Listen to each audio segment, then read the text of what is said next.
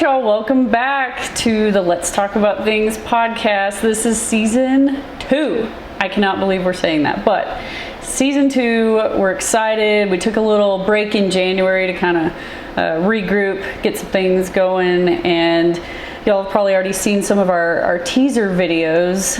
Lacey's sort of creative brain came up with the idea of a theme of sort of beautifully unfinished, and you'll see how that sort of plays out in more of our episodes and kind of how we're choosing to go about this season and themes we're going to be discussing. But before we jump into all the heavy stuff, Lacey, how has your week been?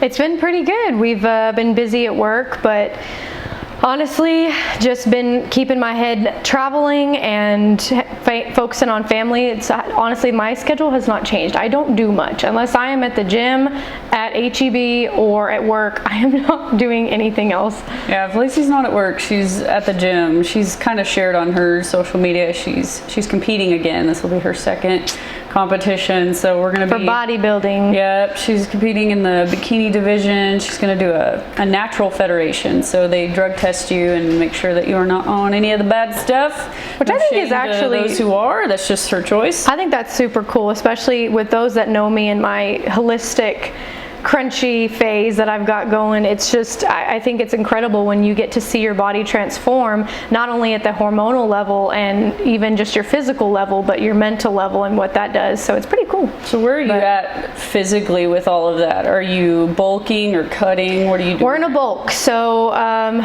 like our last show that you and I did, we only had 3 months to bulk and cut. That's almost unheard of in the bodybuilding world.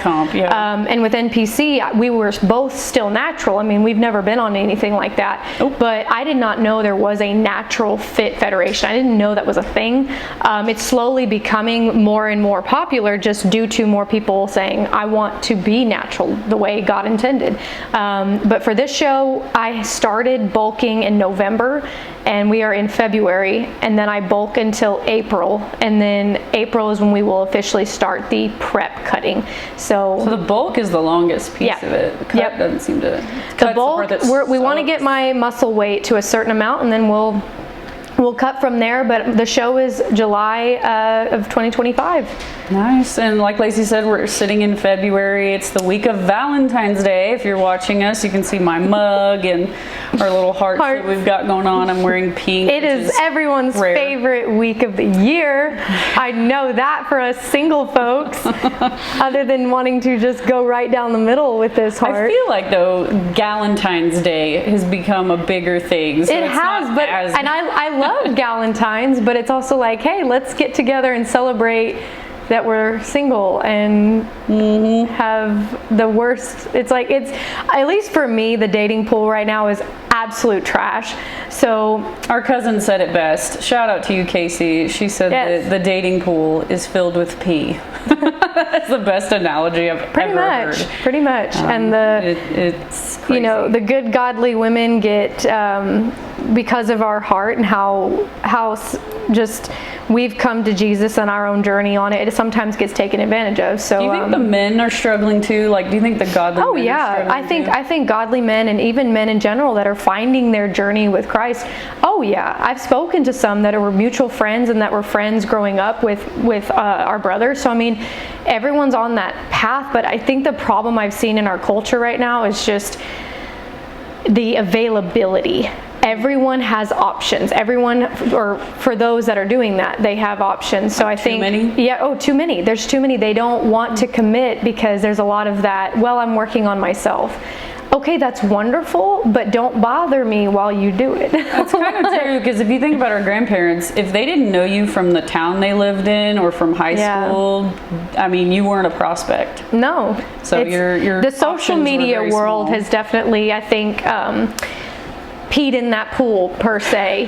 But I think, just like I was talking to a bunch of girlfriends of mine last week about this, if you stay true to who you are and you know that God has your person out there, there's no need to worry, there's no need to stress about it. But it is the month of Valentine's, so even if it is more of a bittersweet month or a happy month for those of you that are in a relationship, do you guys have plans for going on a date or just trying to wing it?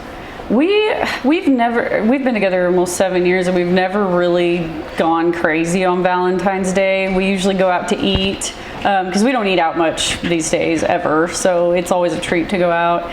But we haven't really made any solid plans. We always end up going out to eat not on Valentine's Day because it's usually just insane and you can't get in anywhere. You can do it like a week after or a week before, maybe try to plan that out. So I don't know, we're kind of wanting to go to a movie, but we're not sure. We haven't really planned anything. Well, I'm available to watch your daughter, so fine by me. I'd love to spend my Valentine's Day doing that.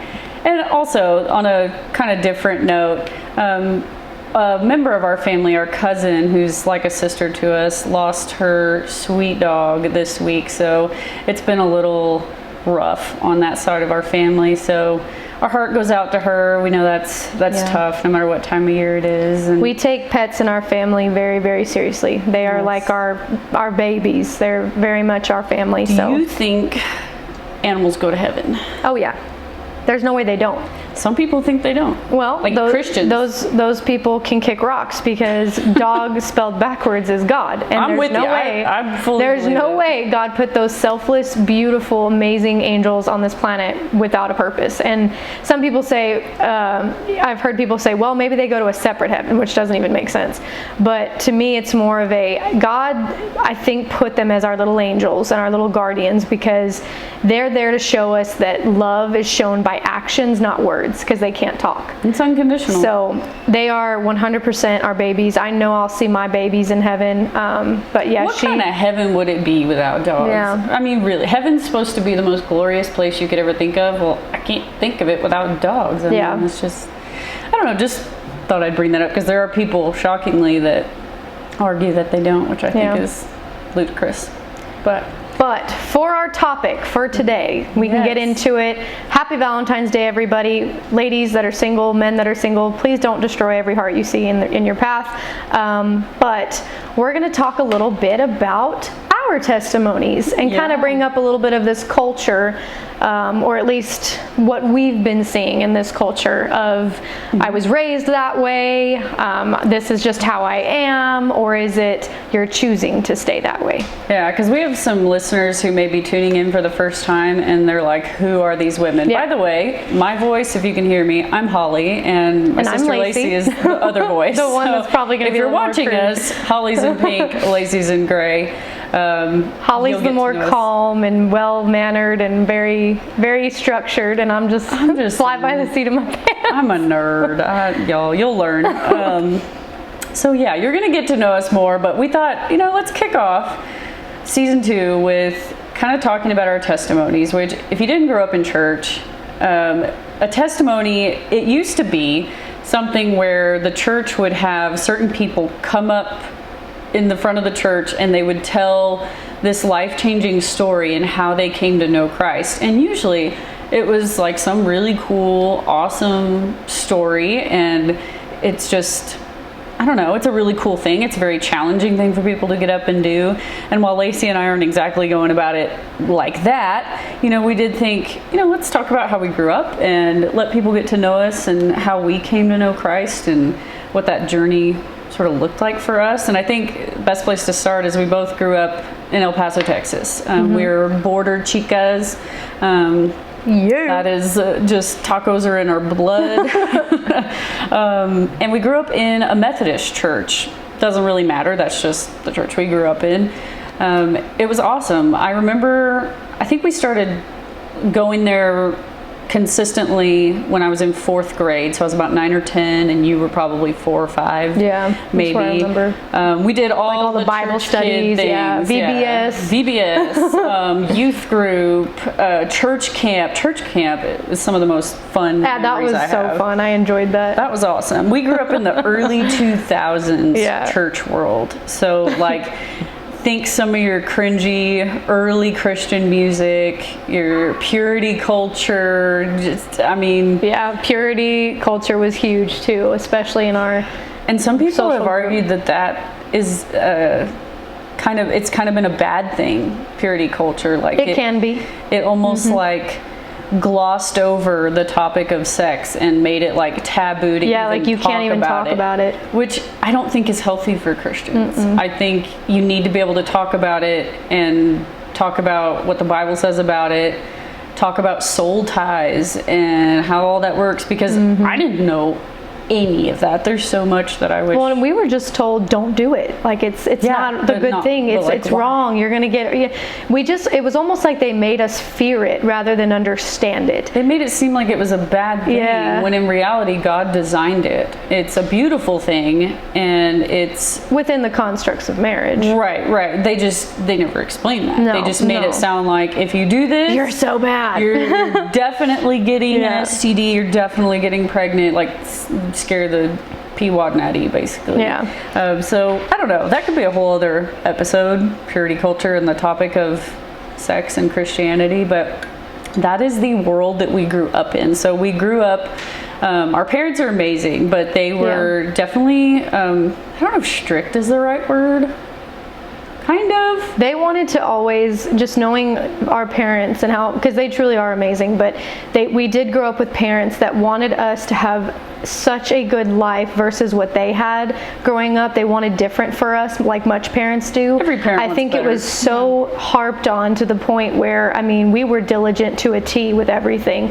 I mean, A honor roll, perfect students, never got in trouble, never did anything, never snuck out of the house. I mean, we did everything by the book. So sad. I mean, even when we would TP or ding dong ditch people's houses, we'd go back and apologize. You know, it was just one of those things where we grew up with, people are watching you, God's watching you, think about your behavior. Why would you, it was very much like, think of what you're doing. Which is good. Yes, but it also scared the crap out of us, because if I ever did anything wrong, I would plead with God and be like, God, please don't let me get my butt spanked. We laugh about this with our mother now, but she was the biggest helicopter mom. Like, she's not now. Like, this woman, I swear, is not the woman that raised me. The woman that is helping me with my child is not the woman that raised me. She's so laid back, so She'll chill. come with me now to like go, when we were in college, she would come visit and go with me to a bar or whatever, and I was like, what? You know? But when we were growing up, she helicoptered so bad. We joke about this now. My mom, she'll get a kick out of this. I promise we're not just talking smack.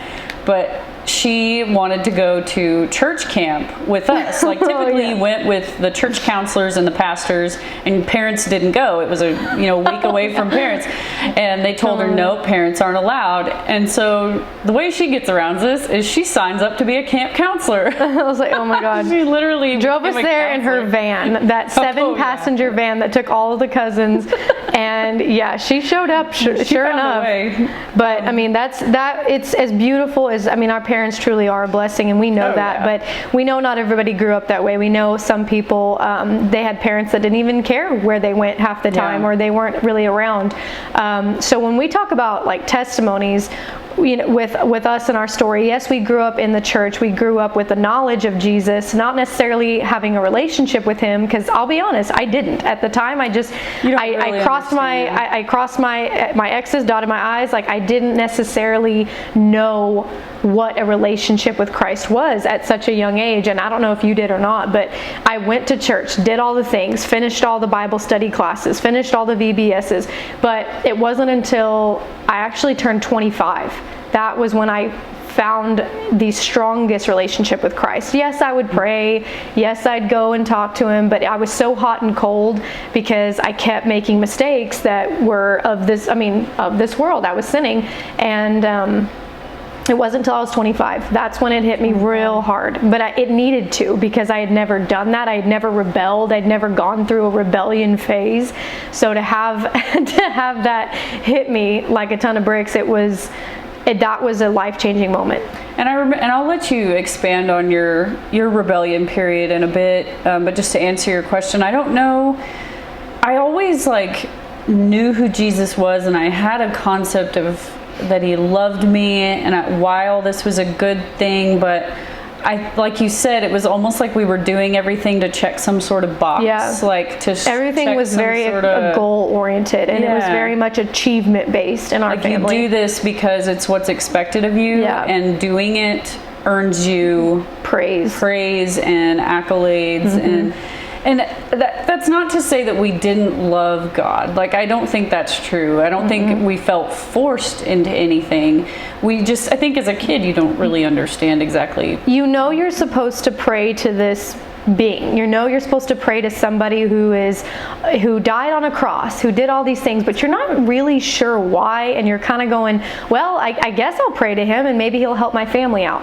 But I think it's until you get older and you start to develop your own complex form of thinking and you start to be your own human, I think that's when you start to realize, okay, wait, I really don't know this person named Jesus. I really don't know what he did or what happened in the Bible.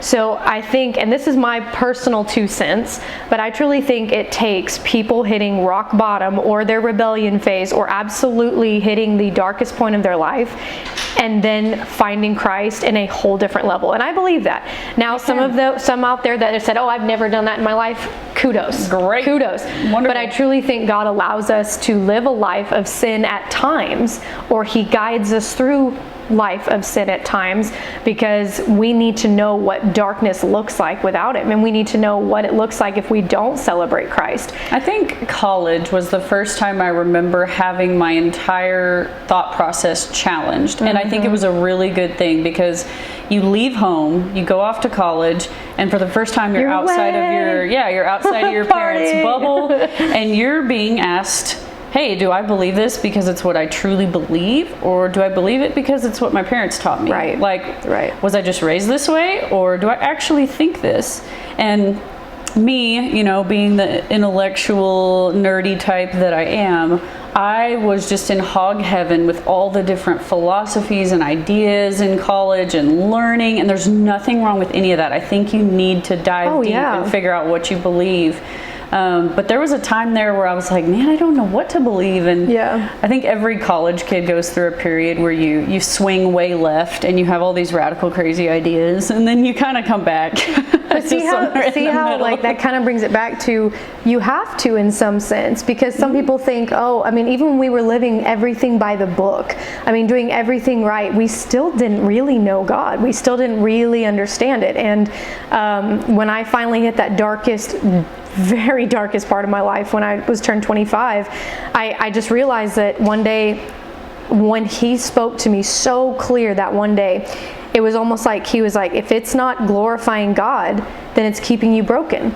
And I wanted to learn everything about that. I wanted to know, how do I become closer to you to stop this in my life? How do I do it? And that was the turning point, was trying to go find the right people to surround yourself with and all the other jazz we've talked about. But so I'll let you kind of get into that, because you've said it a couple times now. People are going, what did you do? I didn't do anything. At 25. No, it was, honestly, there are people, even my Bible study girls, we've talked about our testimonies, and they have situations. Some stories I can't even believe, it is one of those heartbreaking, heart-wrenching things. So it feels almost like mine isn't as good, but your testimony is still your testimony. It is still whatever brought you to Christ. And for me, I did everything by the book. I was that, achievement based. I did everything right. I never broke the rules, even in college, even in grad school. Yes, I still made mistakes, but not until I was 25. When I turned 25, I discovered alcohol, and What happened to make you go that route though? Like, did something just snap and you thought, this sounds like fun? Or what? No. Like, what happened to make you go, I want to be friends with tequila? Well, yeah, tequila was my choice, wasn't it? But to be honest, it's as cliche as it sounds. I had my heart broken. There was somebody in my life that I trusted more than anything, and I think I poured so much of myself into somebody that I lost my identity. And like most of us do, we get caught up in relationships, we get caught up in jobs, we get caught up in families, we get caught up in life. And for me, my relationship towards the end with this person was very toxic. It was very mentally and emotionally abusive towards me, and there was nothing I could do other than love this person, because I thought they'll get over it, kind of thing. But it wore me down to the point where when it finally split and it finally didn't work, and he called it quits, it was one of those things where it's almost as if it didn't hit me yet. I was still so in shock of what had just happened that I had accepted a job offer in another town. I bolted because I thought, yes, it's time for me to run. I can get away from all this madness and all the people that I knew were going to be talking about it. And I bolted, and I met a friend through another friend, a mutual friend, that said, hey, she lives in this town, she kind of wants to take you under her wing. And she did, and still to this day we are friends. Still to this day, her and I brought each other out of the darkness that we were in. But at the time, she was a bit younger than me and still in college. Well, she would invite me out, and she'd say, hey, we're like a college redo. I did. I got a college redo, and because awesome. I did college perfect. Didn't get out of my dorm, didn't drink, didn't do any of that junk. I cheered, I did everything right.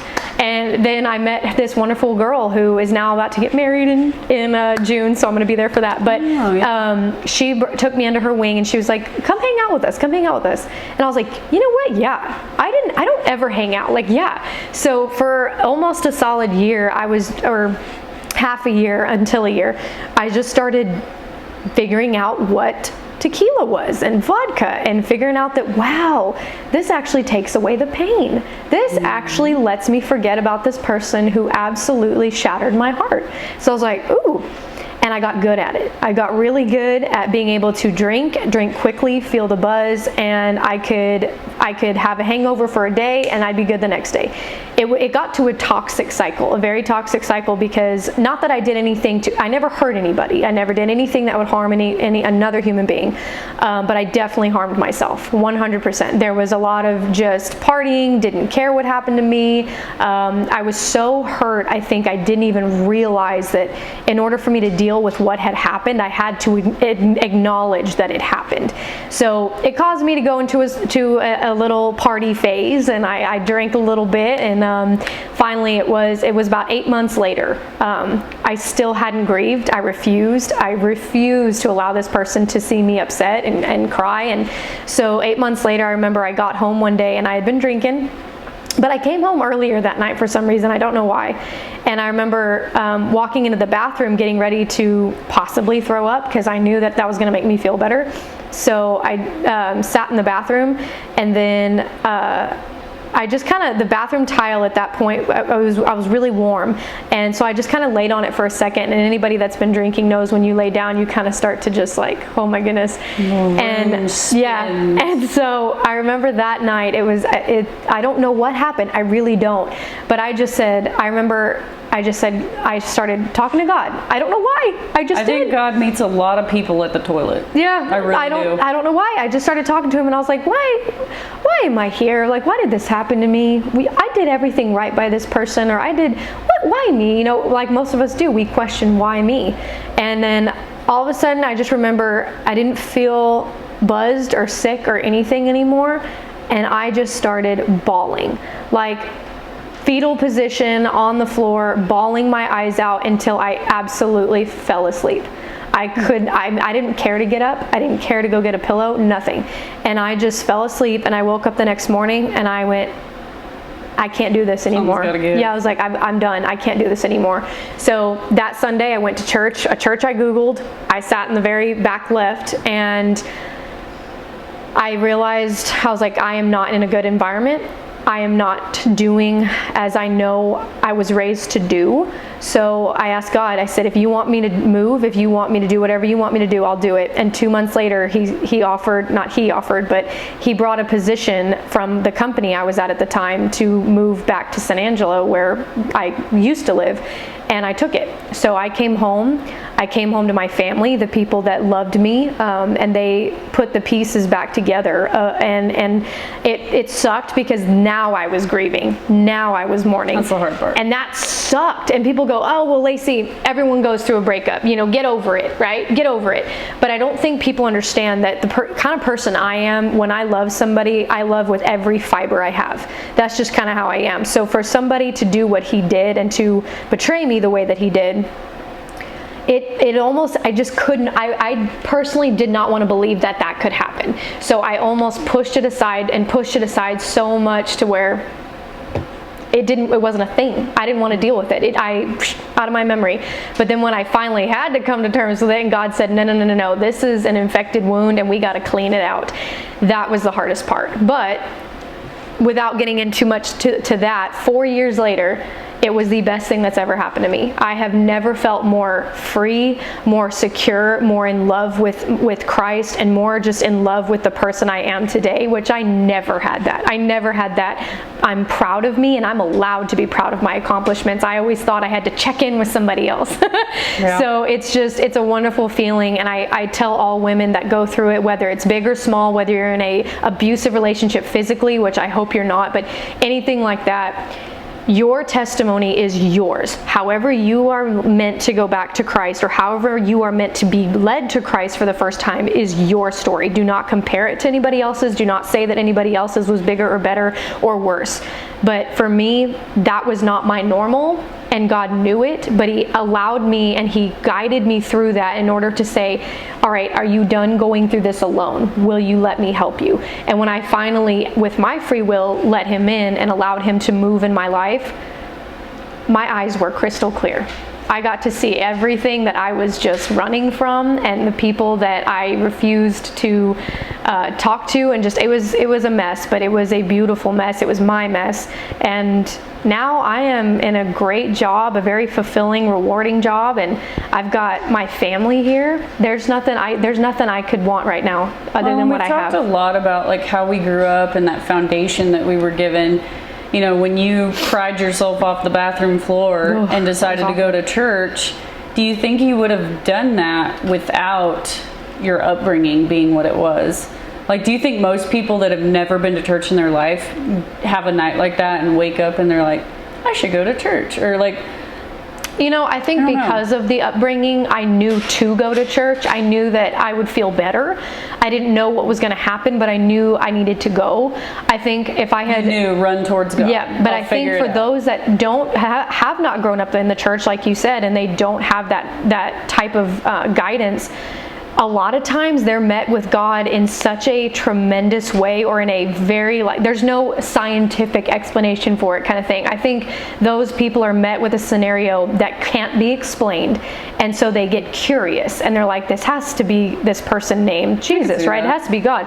Or in some cases they have friends, or they have people that are more like their disciples, and they mentor them, and then they finally go to them and say, hey, I have a few questions. A lot of times they get led to it by other people or by a miraculous event, but either way, God is still guiding every part of it. So no, I don't know.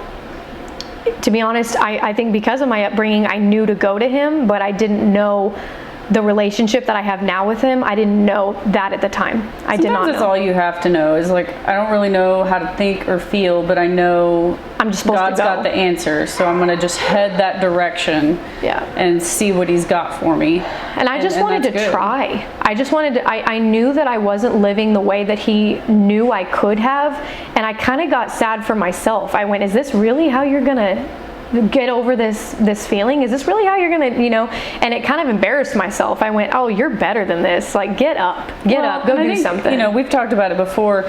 It wasn't, just as simple as a breakup. It was, you had, your whole identity had been roped into this relationship to the point where when that relationship ended, you didn't really know who you were outside of that. And I think that's common, like not just in relationships, but in other things. For me, it was my career. That was, my whole life was career oriented. Like, I mean, maybe yours too, but like our parents always pushed us to succeed, which is wonderful, but I think I took it to an extreme. For sure. You and I both put a lot at the time before we had this relationship we do now with Christ, but you and I were very much, we pour into other things and other people with every bit that we have. And that's our kind of it's a double-edged sword here, because it's good to love others and it's good to help and to be a disciple, but you and I almost did it to an extreme where now our body and our soul was tired. We couldn't give anymore. And with like my past, looking at it now with a clear mind and heart, I'm going, I don't regret what I did, because that girl at the time loved with all her heart. There's no doubt about that.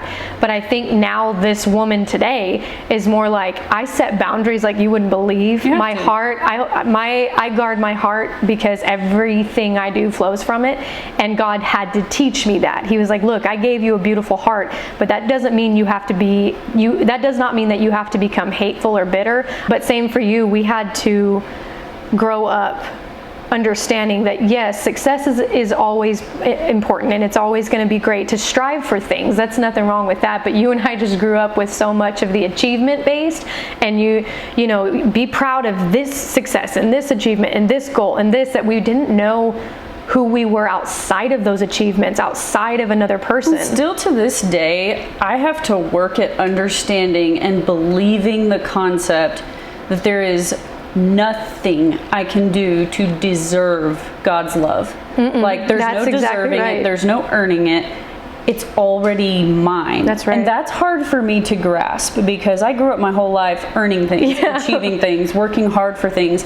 And that's not an inherently bad thing. You even made Logan and I earn a gumball from your gumball machine. Oh yeah. As a child. I had a currency when I wanted them to do things. And those gumballs were dry, y'all. Yeah. I still have a chipped tooth from that. Gumballs were my currency because we didn't get allowances. No. That was not a thing. Your allowance was you got to live there. Yeah, what the heck? Allowances with these kids these days. We didn't get that. They get like so much money. I'm thinking, what?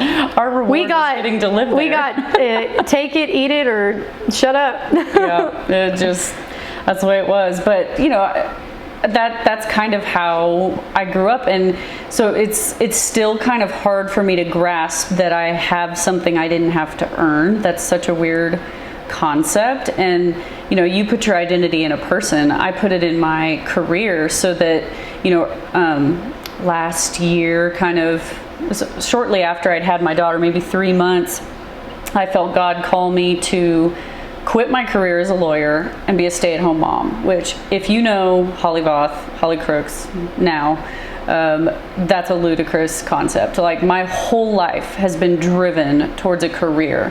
Like, I mean, I went to law school, I did all this stuff. Like, I mean, it was everything about me. That's just what everybody knew about me. Holly's a lawyer. Holly went to law school. You know, she's the straight A student. She's the smart one. And that's all good stuff. But I didn't know who I was outside of that. So that's where it started to become a problem. And I think God was kind of like, okay, you're still not getting it. So I am going to ask you to get rid of your career. And I got some stuff I want to show you. And I think He has revealed more about Himself to me in motherhood than He ever did in a courtroom. And that's not to say that being a lawyer is a bad thing. It's not. I loved my career, and you know, I've got some opportunities to do some contract work, so that's not saying I won't ever be a lawyer again. But I think He had some things He needed to show me. And, you know, the Lord needs Christians as lawyers too. He needs them as doctors. Well, He used you in a certain phase of your life because He needed you there. He needed you to counsel certain people. But then now, like a lot of people tend to forget, in life we are never stagnant. If you try to stay stagnant, that's when the depression and all that other stuff hits. But when you allow God to move you into the next level that He has for you, whether you saw it coming or not, I think that's when you start to relinquish that control and nothing but peace exudes you. Because with you, when you stepped into motherhood, it was almost like you were still playing tug of war with that. 100%. And God was saying, no, I've got a new plan for you. And now you get to be a professor and teach law. So it not only did you get to become a lawyer and actually do the work, but now you get to share your knowledge onto other people. So, and Lacey's absolutely right. When I first quit, oh my God, my poor mom and sister, Lacey, got so many phone calls of just me frustrated because why did this baby why was she not on a schedule? Why was she not doing what I wanted her to do? Like, I was still so type A, lawyer based, like people do what I say. And that's just so insane. Babies require you to slow down, and I didn't know how to do that yet. And so it was just, I was fighting it for so long. It wasn't until I slowed down, calmed down, and like settled into my new ministry of motherhood that it clicked and things started making sense. And I started understanding who God was. And I started understanding that I had worth outside of my career. which you would think I would understand that, having grown up in the church, but I really didn't. And I don't know where I lost sight of that, because my parents have never made me feel worthless. It wasn't their fault.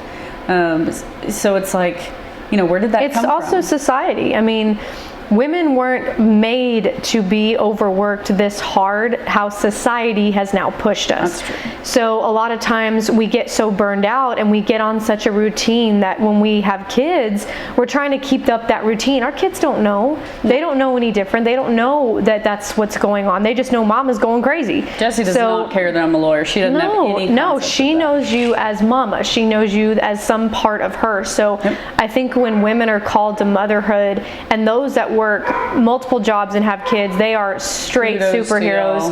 But amazing. My goal is to eventually become a mom, if that's what God has planned, and I want to focus on them. I don't want to be doing something that requires me to miss any of their outings. And I think with how things have worked out with you now, you've been able to get a lot of stress under control. You've been able to manage certain things that you couldn't relinquish, and Jessie is going to remember that more. That's what matters, is that she knows you're involved in her life, not just in a desk, not just in a job that can replace you the next day. You know. And some people may say, like, well, you know, what was wrong with you being a lawyer? Like, why did, like, a lot of people are lawyers and moms, and that's true, and they are, and there's nothing wrong with that. But I personally was getting to a point where I wasn't managing the stress in a healthy way anymore. Like, it was getting to the point where, like, I could not wait to have a glass or two of wine every night. Like, it was the only way I could slow my brain down. Like, my brain is very loud, very fast. Lacey's is too. Never shuts up. And like she said, the alcohol numbed her pain. It shut her mind off. It did the same thing to me. That's what it does. It's a depressant. It depresses the nervous system. So that's what it's designed to do. It numbs what you're going through. And I got to the point where I was like, man, this can't be healthy, to where, like, I can't even be a fun person without alcohol. I'm relying on it too much. Like, and it was funny, because after I had my daughter, I tried having a glass of wine months after I had her, and I had a horrible allergic reaction. Like, had to go to the urgent care, had to get a steroid shot. It was really awful. I don't know what switched. I don't know what happened, but all of a sudden I couldn't tolerate wine. Similar to kind of my situation, not that you were going out and partying and everything, and but you also had to hit a very, very low point to where your body was physically not responding to certain things. Like I said, most people have to hit a breaking point. And it's not for I didn't say not everybody, but at the same time, I truly think that's what makes you a different type of Christian. It makes you a Christian that's more appreciative of people that are going through hard times. You're more willing to be there and understand them and be patient with them, because I know before I truly knew the Lord, I couldn't relate to people, because I was like, man, you're going to go out and party, you're going to go drink, you're going to do that. But then I did it, and I went, I was hurting. Maybe that person was hurting too. And it opens your eyes. I'll admit this.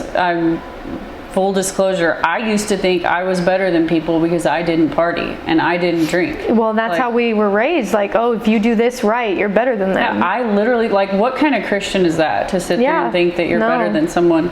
And then I turn around and I'm struggling to deal with my stress, and I turn to alcohol. And I mean, there's nothing wrong with a glass of wine at the end of the day. Lacey and I will go out and have a margarita on rare occasions. Like, we're not saying there's anything wrong with drinking, but when you're drinking as a way to numb what you're going through, and you're not going to God, you're going to a substance or a thing or a person or whatever it is that numbs it for you, and you're using sin basically to numb it. If I know that sounds extreme, I mean, that's when it. But you're never too far gone. No, that's what I think. Some people are like, oh, but you don't understand my problems. You don't understand this. No, we don't, because we're on this end and we're just trying to share our stories. But I mean, even coming from my neuroscience background and thinking I was going to be a neuropsychologist and get into that world with my degree, and then my world changed and sent me somewhere else.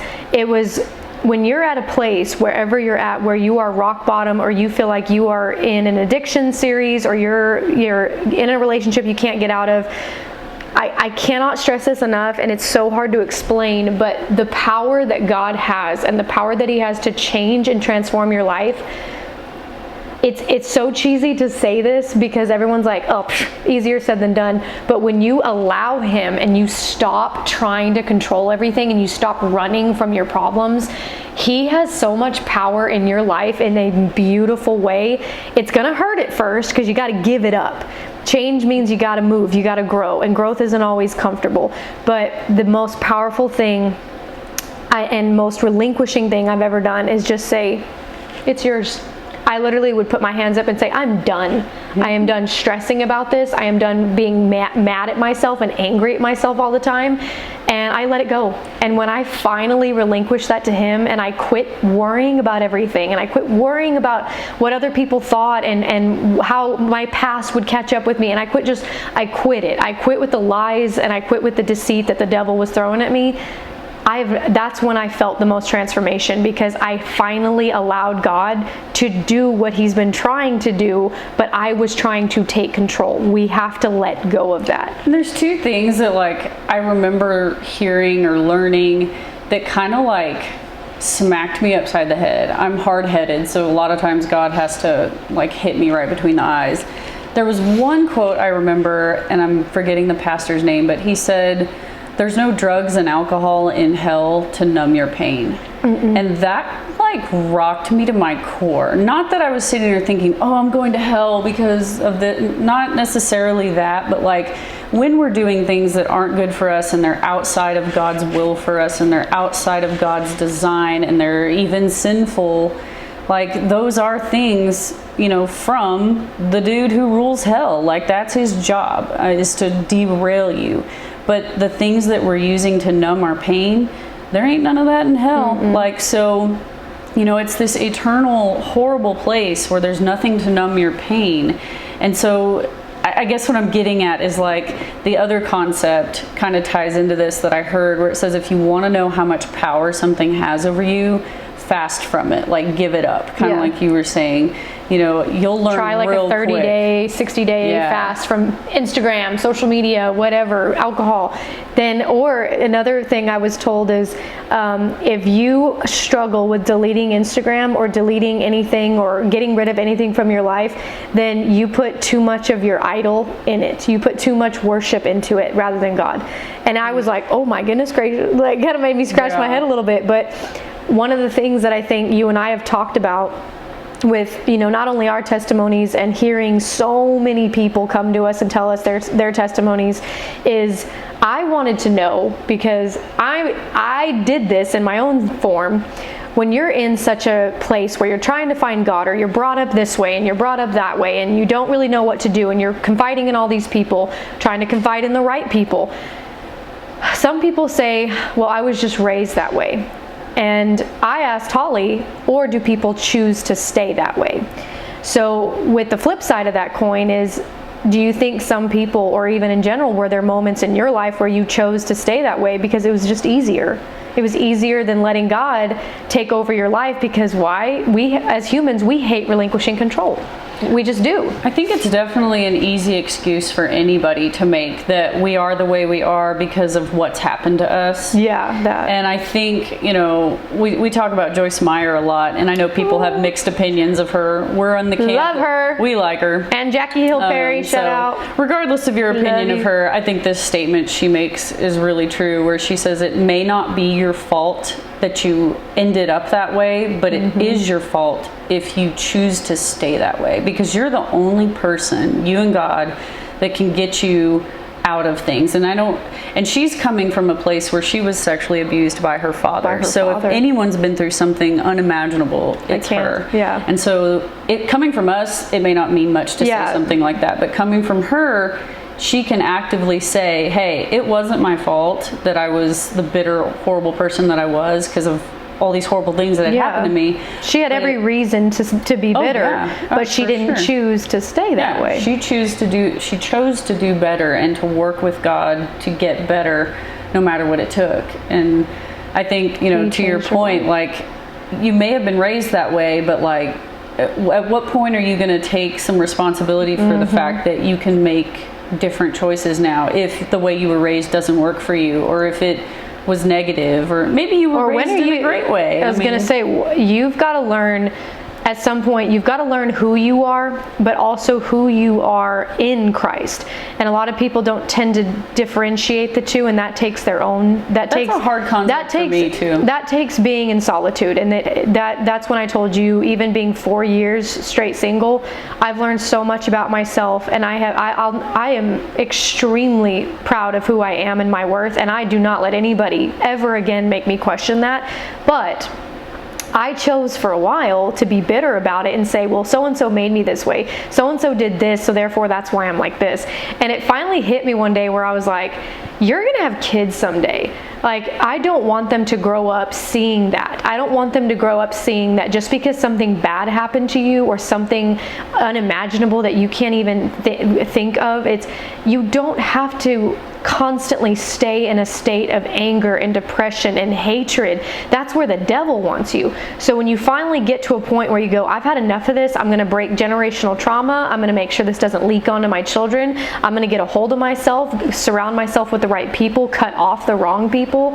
I think that's when people are going to start to see that it gets really uncomfortable. But once you get past that and you let go of it, it's like I said, I cannot stress enough how free I feel. I can't stress that enough. We were talking about this the other day. We were listening to, I think, a podcast with Jackie Hill Perry, who is such a baddie.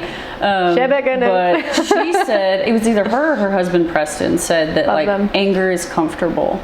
Like, the reason a lot of people don't change and don't release their anger is because there's comfort in anger. And both of us kind of sat there and went, ooh. Yeah, they find, we had to think about that. They find comfort in anger more than they do God. The peace and the joy of God, they find more comfort in anger than that. Because it feels good to vent and you want to tell that person off, and you want to give them a piece of your mind. Okay, imagine if God did that to you every time you did something against His will. No. Can you imagine how you'd feel?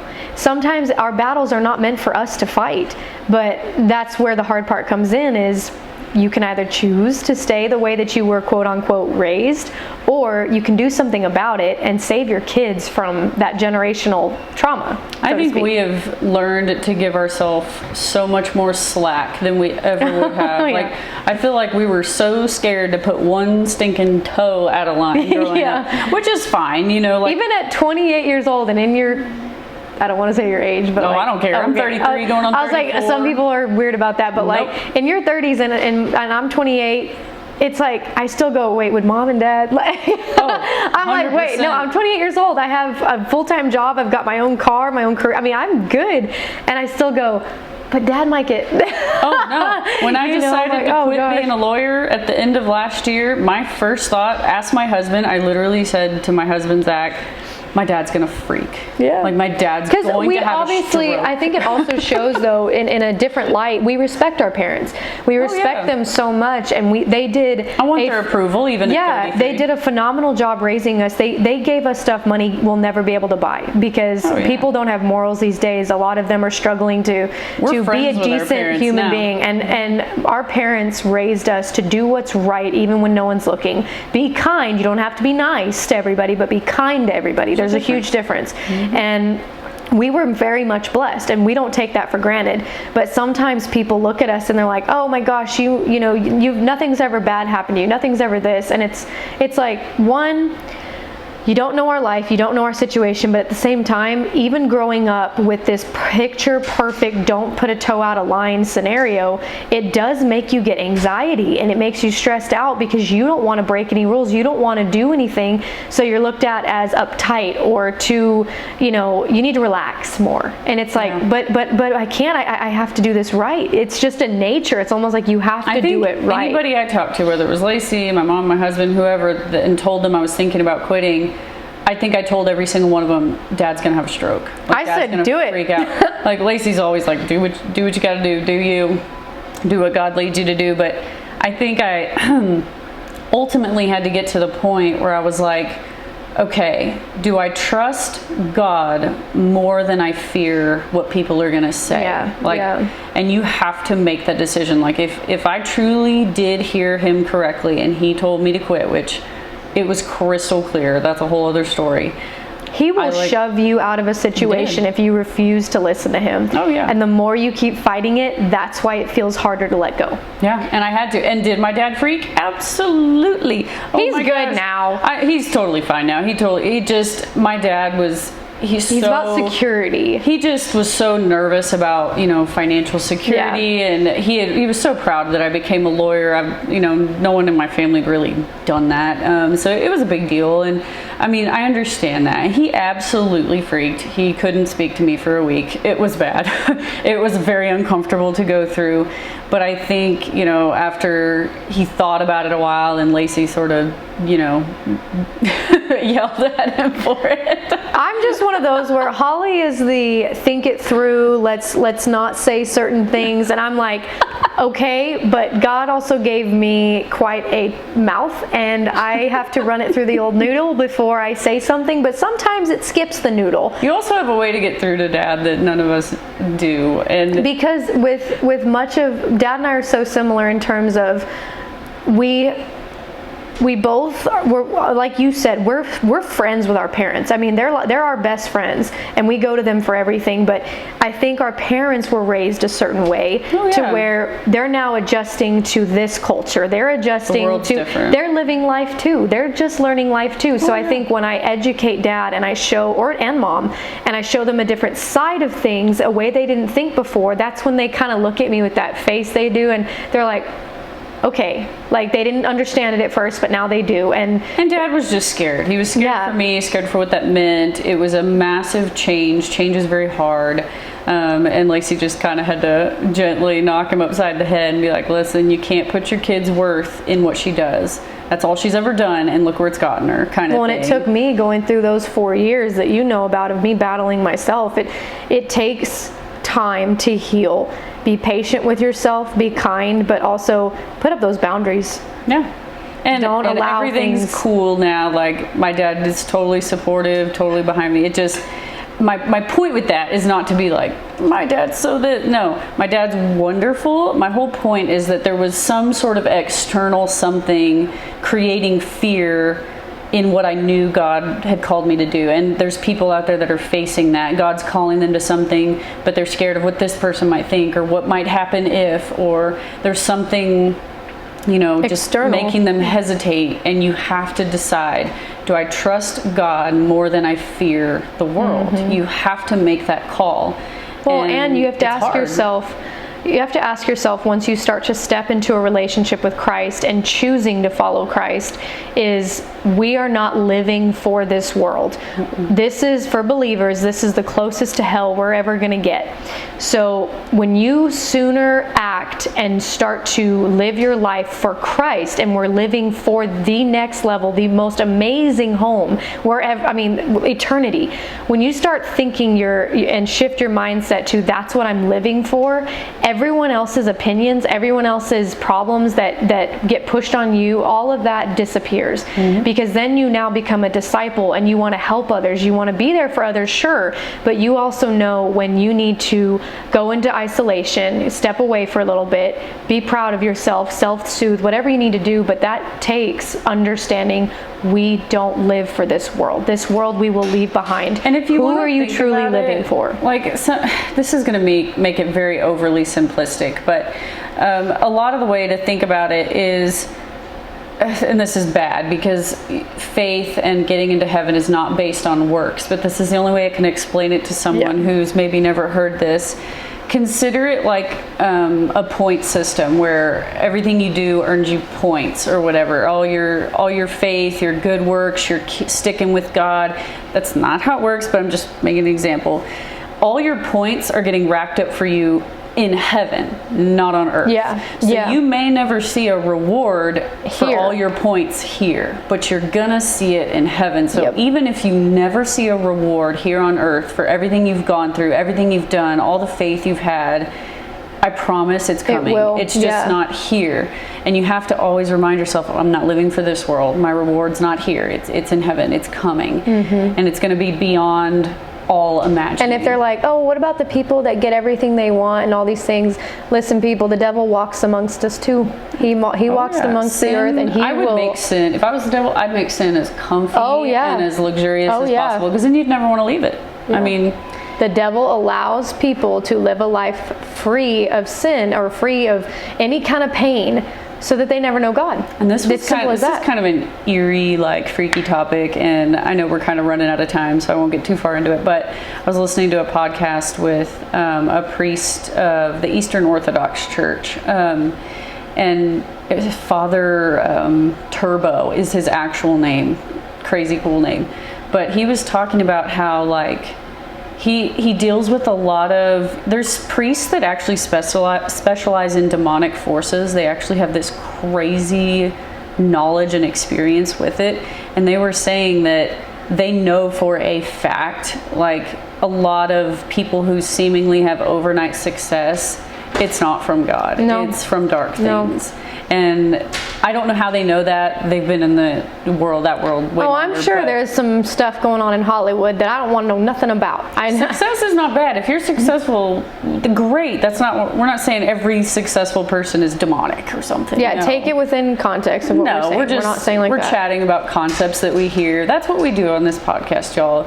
We jump around. We talk about things that we've heard. We flesh out ideas. We bring up topics that seem bizarre, and we say, what do we think about that? What do y'all think about that? Lots of things are very omniscient with us. We're third party. We're just speaking to a general population. But if, those that are like, man, I worked my butt off for my wealth. I struggled. Okay, but do you see you struggled?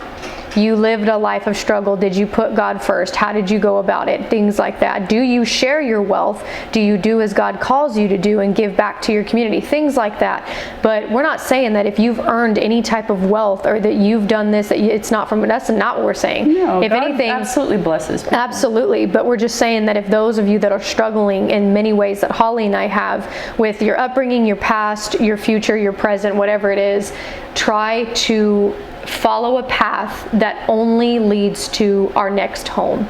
Try to find that. Have an eternity mindset. Eternity. We're not living for this world. This is just where our shells will be left, but our souls are not going to be here. And have real conversations with yourself frequently about, like, where your worth is, where you're putting your value as a person.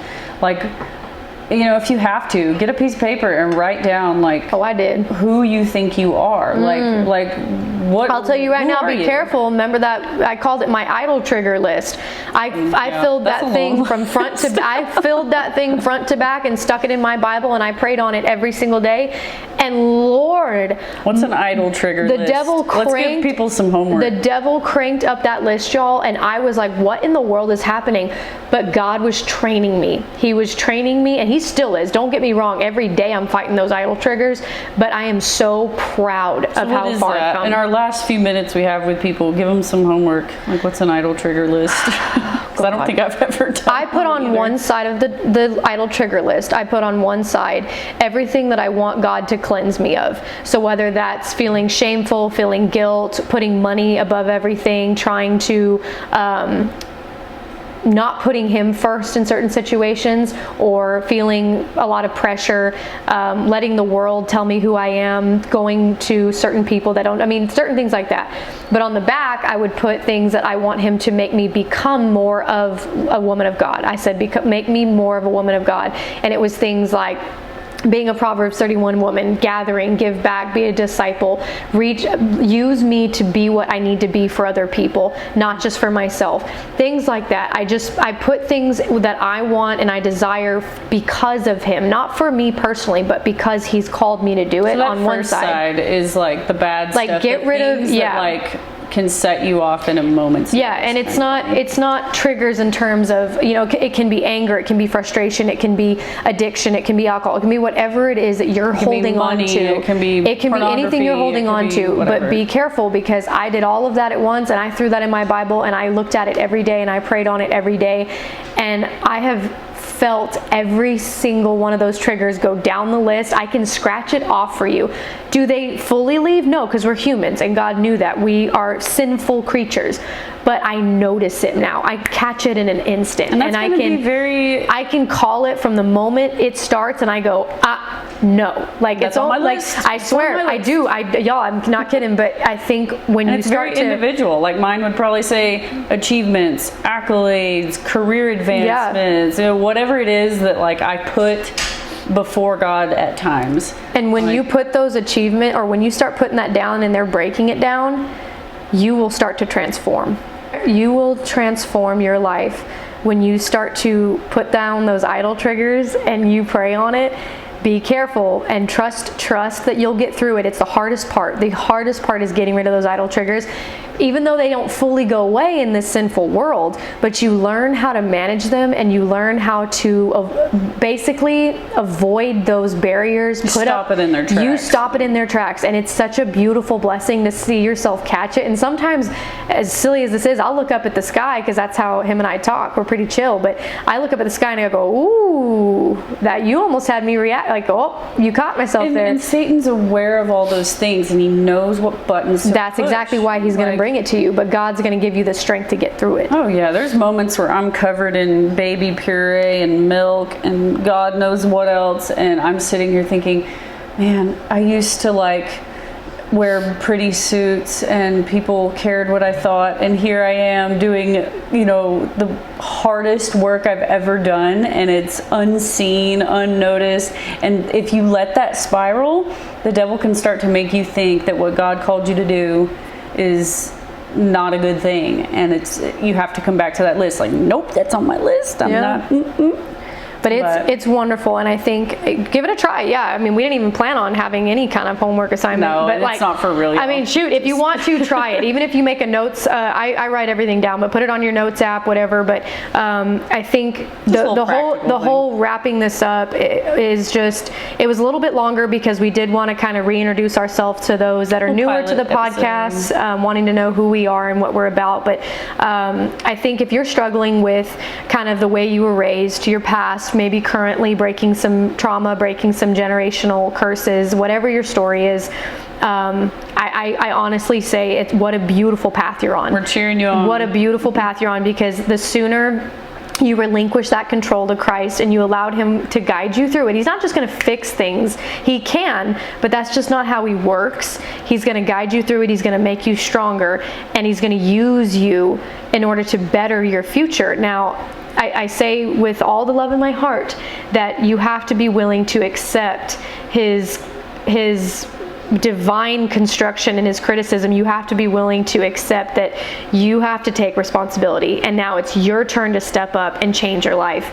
But once you do, it is so powerful. It's so powerful. It's completely okay, and dare we say beautiful, that we're unfinished works. Just like our teaser. We're unfinished. The whole theme of season 2, y'all, is beautifully unfinished. We don't want this season to come across as we have it all together, anything like that. We want everything to be real. We want everything to be authentic, and we want people to understand that we are in this together, every single one of us. I'm not going to be finished until the day I die. Yeah, God calls we are in this, and it is we are building, much like you build a home, and you start with the foundation, then you start with the walls, then you start with the insulation, and then you start with the heating, and as you piece a home together, so much like us, it takes building up, breaking down, restoring, doing all of these amazing things, but it takes time and it takes growth. Just trust the builder. Yeah, you are beautifully unfinished, but how cool is that?